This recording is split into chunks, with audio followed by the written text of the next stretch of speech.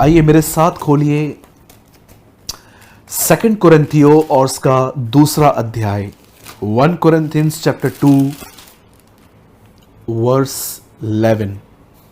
मैं चाहता हूं आप सब मेरे साथ पहले खोल लीजिए 2 कुरिन्थियों उसका दूसरा अध्याय उसका 11 वचन। हम पहले दुआ करेंगे और उसके बाद हम इस वर्ड को स्टार्ट करेंगे। हमारे जीवित और महान स्वर्गीय पिता, हम यीशु के नाम में तेरे पास आते हैं। प्रभु, एक बार फिर से अपने हाथों को तेरी ओर फैलाकर हम तुझसे मांगते हैं कि हम पे दया कर। तेरी दया ने लूत को बचाया, तेरी दया के द्वारा ही मूसा तुझे देख पाया, तेरी पीठ को देख पाया। बिरतुमाई ने अपनी तेरी दया से ही आंखें पाई। आज हम पर भी दया कर। हे दाऊद की संतान, हम पर दया कर, हम पर रहम कर। हम तुझ तक नहीं पहुंच पाते क्योंकि हमारा शरीर हमें सपोर्ट नहीं करता, लेकिन आज तू हम तक पहुंच, हमसे मुलाकात कर प्रभु जी, और आज के वचन से हमसे बात कर।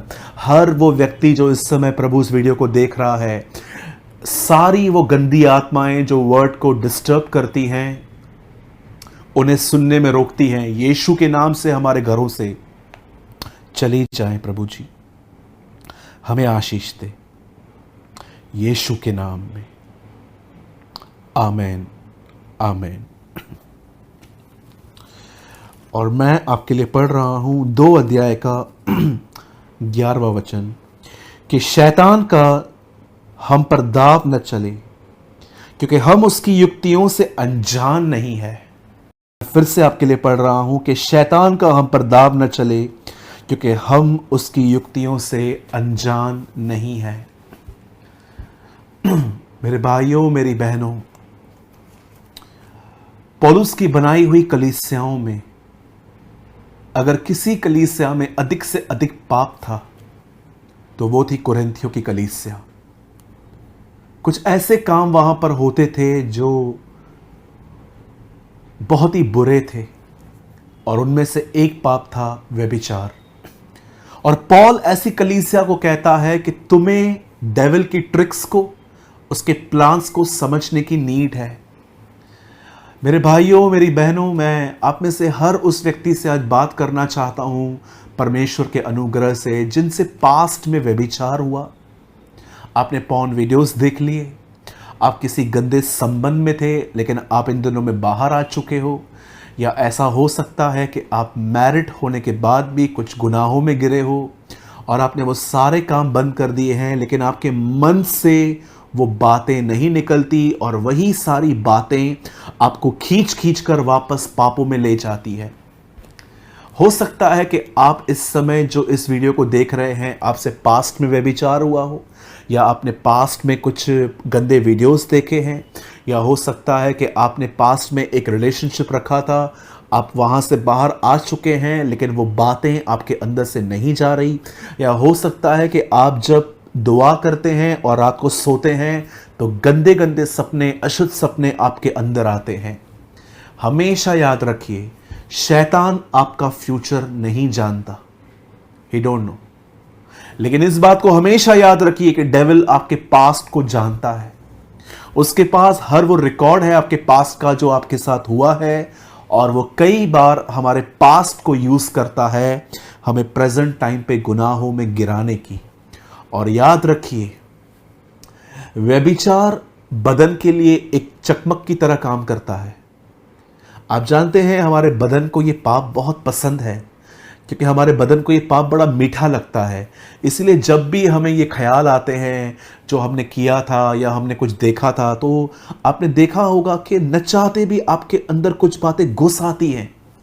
कई बार जब आप बिछोने पर रात को सोते हैं पलंग पे, आप देखिए आपके अंदर कैसे कैसे ख्याल आने लग जाते हैं। उसके बाद अपना अपना सेलफोन उठाते हो और आप कुछ ऐसा देखते हो जो आपको नहीं देखना चाहिए। आज मैं काउंसलिंग नहीं, परंतु आज मैं इसके ऊपर पूरा प्रचार करना चाहता हूं कि ये क्या है। सबसे पहले आप अपनी तकलीफ को समझिए जो आपके साथ हो रहा है। याद रखिए, शैतान आपके पास्ट को जानता है और वो जरूर आपके पास्ट को लेकर आपके सामने आएगा ताकि वही वही पाप आप दोबारा करते रहें।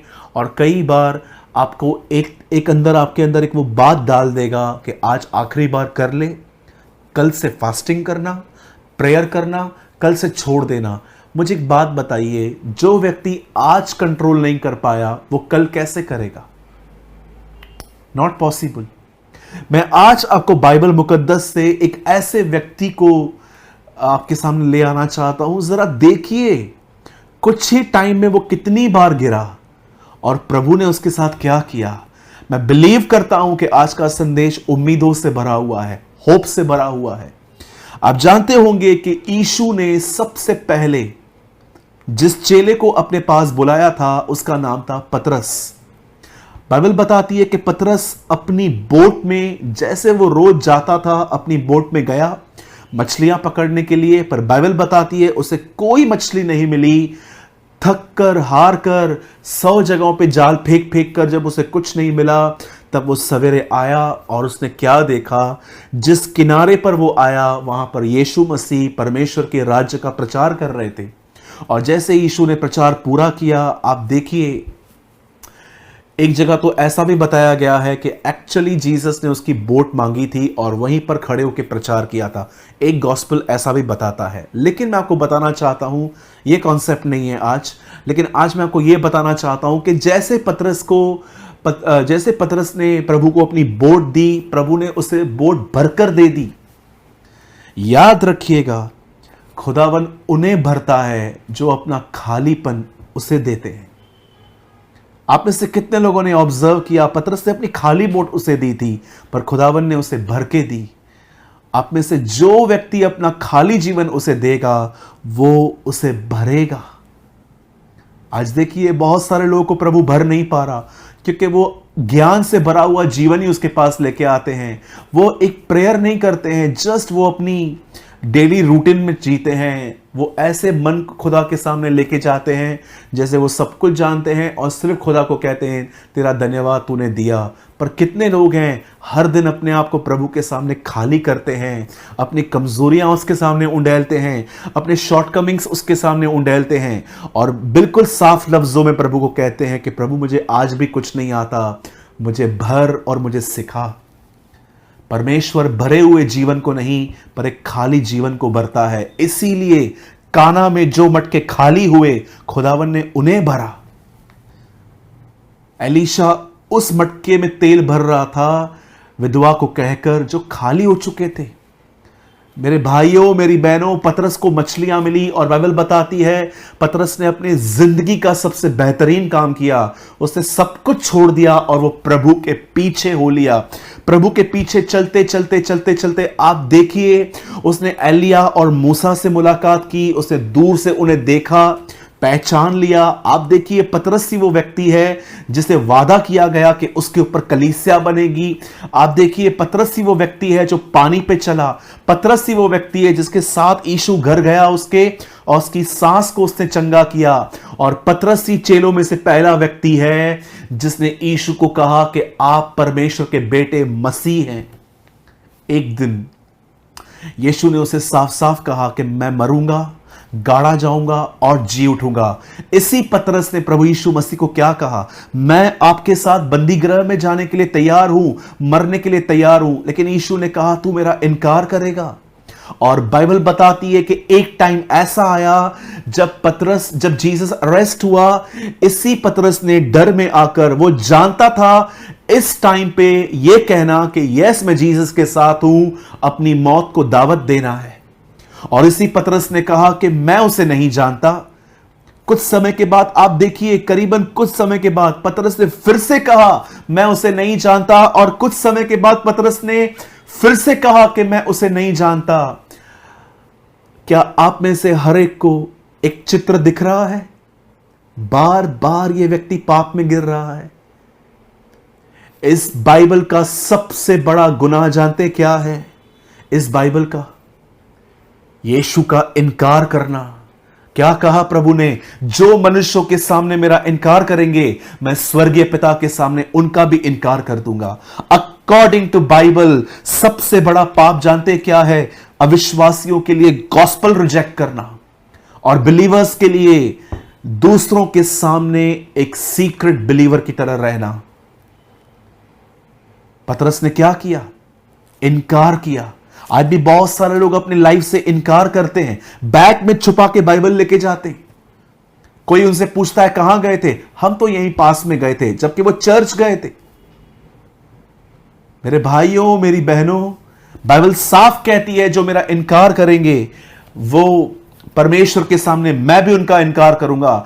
Even the Bible says last days में बहुत सारे लोग अपनी लाइफ से उसको डिनाई करेंगे, क्योंकि उन्हें पता है कि अगर हमने जीसस को मान लिया तो हमारे ऑफिस में कुछ इश्यूज होंगे, हमारे फ्रेंड्स हमारा मजाक उड़ाएंगे कि ये पार्टी में नहीं आता, ये बियर नहीं पीता, ये ड्रिंक नहीं करता, ये नहीं करता। लोग तरह तरह की बातें करेंगे कि तुम धर्म बदल चुके हो, तुम्हें पैसे मिले हैं मसीह बनने के, वगैरह वगैरह। बहुत सारे लोग जानते हैं कि अगर हमने जीसस को एक्सेप्ट करने का पब्लिकली हमने अगर कह दिया तो हमें बहुत कुछ फेस करना पड़ेगा, इसलिए वो उसका इनकार करते हैं। पतरस ने भी उसका इनकार किया। कुछ ही समय में 3 बार वो व्यक्ति सेम गुनाहों में मरा, वो सेम गुनाहों में गिरा और आत्मिक तौर पे मरा। आप जानते हैं एक दिन क्या हुआ? जब पतरस ने उसका इनकार किया तो बाइबल क्या बताती है? कुछ समय के बाद यीशु मसीह क्रूस पे मारे गए। मरने के बाद बाइबल बताती है कि उन्हें एक नई कब्र में रखा गया। और उसके बाद क्या हुआ? बाइबल मुकद्दस कहती है उसे नई कब्र में रखने के बाद जब तीसरे दिन कुछ बहनें अपने हाथ में इत्र, अच्छी अच्छी वस्तुएं लेके जब वहां पर जा रही थी, तो जैसे वहां पर गई, आप देखिए पतरस के बारे में स्वर्गदूत ने क्या कहा। मैं एक वर्ड आपके सामने स्क्रीन पे लगा रहा हूं और ये वर्ड है मरकुस 16 अध्याय। जब वो बहनें यीशु मसीह के शरीर को देखने के लिए और उसके ऊपर इन खुशबूदार चीजों को उंडेलने के लिए जब गई थी, तो देखिए एक स्वर्गदूत ने उन्हें क्या कहा। मरकुस 16 अध्याय और मैं आपके लिए पढ़ रहा हूं 7 वचन, 16:7। परंतु तुम जाओ और उसके चेलों और पतरस से कहो कि वह तुमसे पहले गलील को जाएगा, जैसे तुमसे कहा गया था, वह तुम वहीं उसे देखोगे। अब मैं आपसे एक बात पूछना चाहता हूं। पतरस ने पाप किया, अब पतरस कहीं और है। जीसस क्रॉस पे मर चुका है, जी उठा है, और जैसे वो बहनें वहां पर उसके बॉडी को देखने के लिए और उन चीजों को उसके बॉडी पे डालने के लिए वहां पर गई थी, वहां पर लिखा है जीसस की बॉडी नहीं थी, वहां 2 एंजल बैठे हुए थे। मैं आपको बताना चाहता हूं, जहां जीसस का सर था और जीसस का जहां पैर थे, उन्हीं प्लेसेस पे वो बैठे हुए थे। लिखा है एक पैरहाने और एक सिरहाने वहां बैठे हुए थे। और वो लोग कहते हैं जाओ उसके चेलों को और पतरस से कहो वो जी उठा है। मैंने अपनी बाइबल में ऐसा लिखा है, जाओ जिसने पाप किया उसे जाके कहो वो तुझसे मिलना चाहता है। आप जानते हैं जो पतरस से हुआ वो उसका पास था। पूरी बाइबल के अंदर 2 चेले हैं जिनको प्रभु ने बहुत ज्यादा इस्तेमाल किया, एक है पतरस और एक है पॉल। इन दोनों का पास्ट बहुत ही खतरनाक था। पॉल विश्वासियों को पकड़ पकड़ के मारता था, जेल में डालता था, और पतरस ने उसका 3 बार इनकार किया। और खुदावन ने ऐसे लोगों के साथ मुलाकात की, वो पौलुस से भी मिला, वो पतरस से भी मिला, वे माफ किए गए, वे आत्मा से भरे गए और खुदावन ने उनका उपयोग किया। आप जानते हो यहां पर पतरस के लिए क्यों लिखा गया है कि जाओ उसे कहो मैं जी उठा हूं और मैं उससे मिलना चाहता हूं, क्योंकि पतरस उन दिनों में निराश था। पतरस कहां ना कहां अपने आप में यह सोच रहा था कि मैंने ये क्या किया।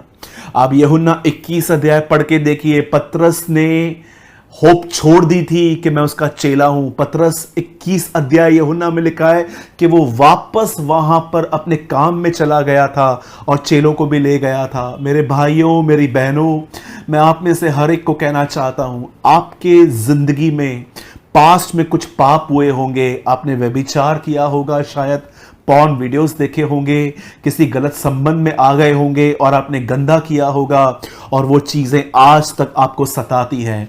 मैं आपको सबसे पहले आज एक परमेश्वर का दास होने के नाते कहना चाहता हूं, पतरस से भी हमसे बुरे पाप हुए थे, लेकिन यीशु ने उससे मुलाकात की और यीशु ने उससे बात की। यीशु ने 3 बार उससे पूछा, क्या तू मुझसे प्रेम करता है? और उसके बाद क्या हुआ? यही पतरस पेंटिकॉस्ट के दिनों में बैठा, उसके ऊपर पवित्र आत्मा उतरा और इसी पतरस ने प्रचार किया। 3000 लोग बिलीव में आ गए। इसकी छाया से लोग ठीक होते थे, मुर्दे जिलाए जाते थे। मैं आप में से हर भाई बहन को कहना चाहता हूं, मेरे भाइयों, मेरी बहनों, जो आपके साथ हुआ वो एक आपका भूतकाल था, वो आपका एक पास था। आज वही स्वर्ग का परमेश्वर आप में से हर एक को कहना चाहता है, मेरे बेटे, मेरी बेटी, मैं तुझे माफ करना चाहता हूं, मेरे पास आ, मैं तुझे माफ करूंगा, मैं तुझे साफ करूंगा, मैं तुझे अपनी आत्मा से भरूंगा और मैं तेरा उपयोग करूंगा।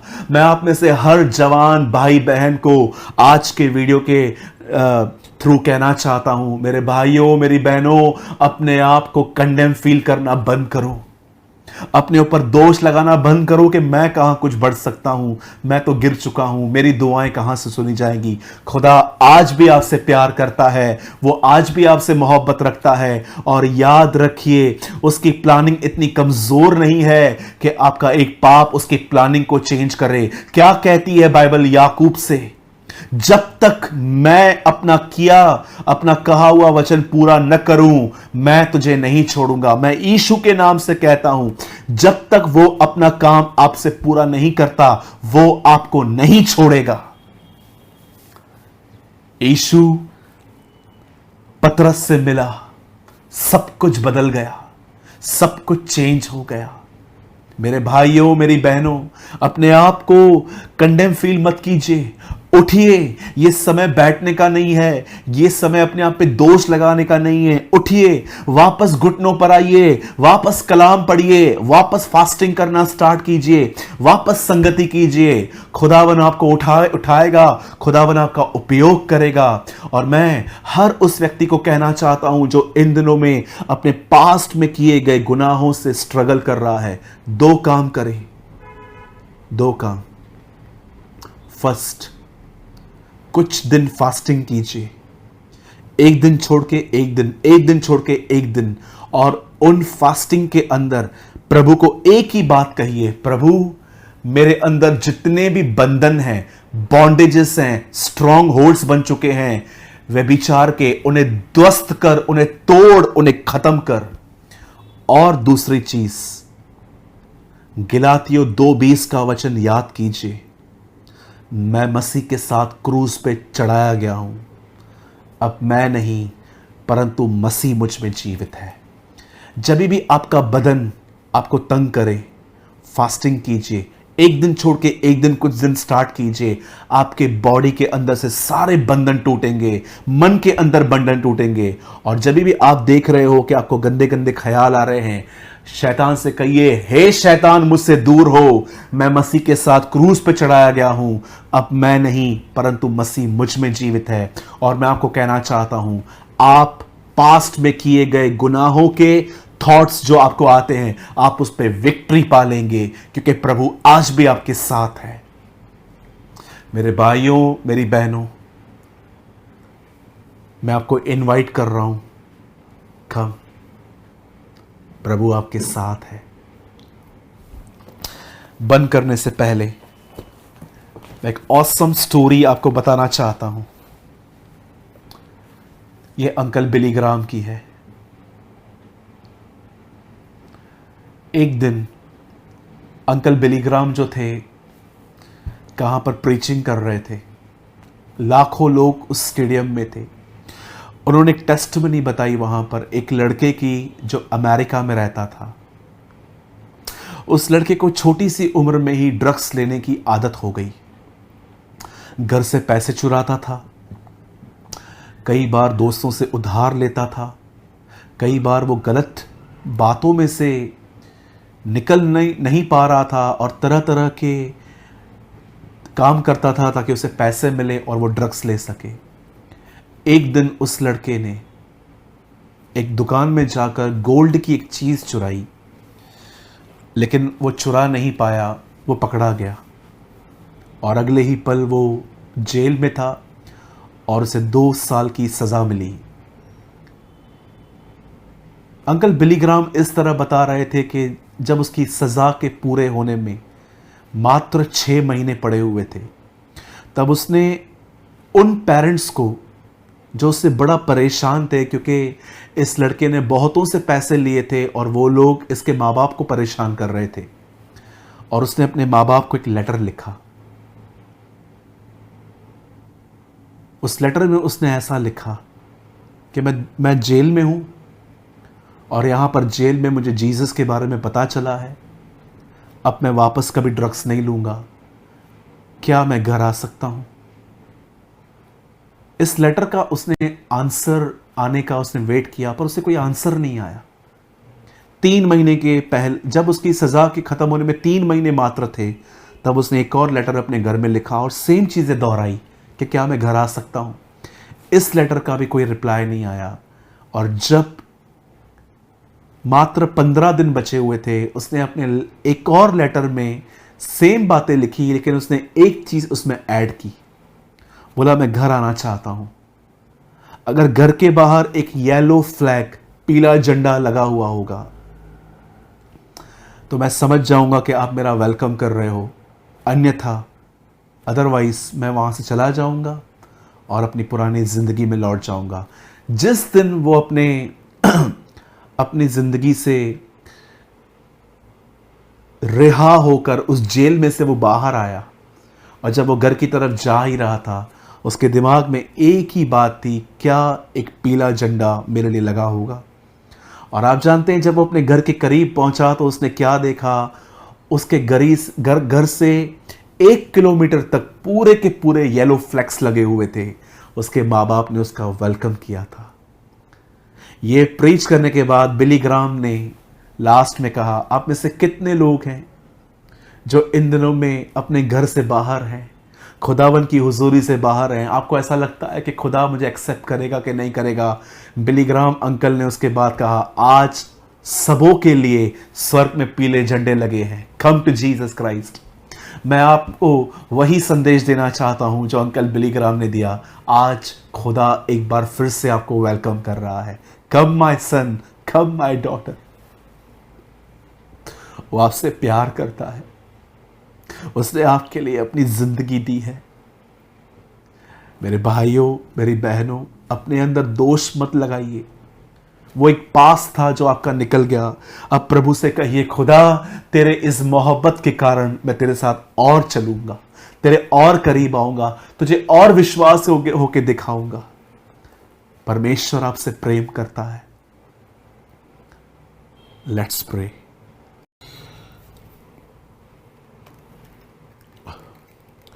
पिता, मैं दुआ करता हूं यीशु के नाम में, रहम कर खुदा, सब पर दया कर प्रभु। मैं मांगता हूं मेरे परमेश्वर,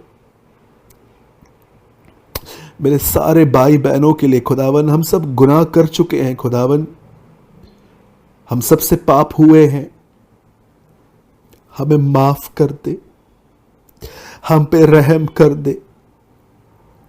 एक बार फिर से हमें उठा और हमें जिला, हम तुझसे विनती करते हैं।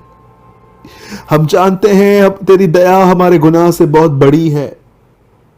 हमारा कोई पाप तेरे प्लान को फेल नहीं कर सकता। हम अपने हाथों को फैला के तुझसे कहते हैं, हमें माफ कर और फिर से उठने में हमारी मदद कर। जैसे तू पतरस से मिला, वैसे तू आज हमसे भी अपने वचन के द्वारा मिला है।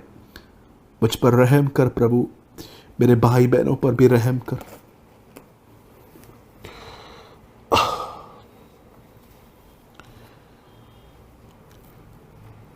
मैं जानता हूं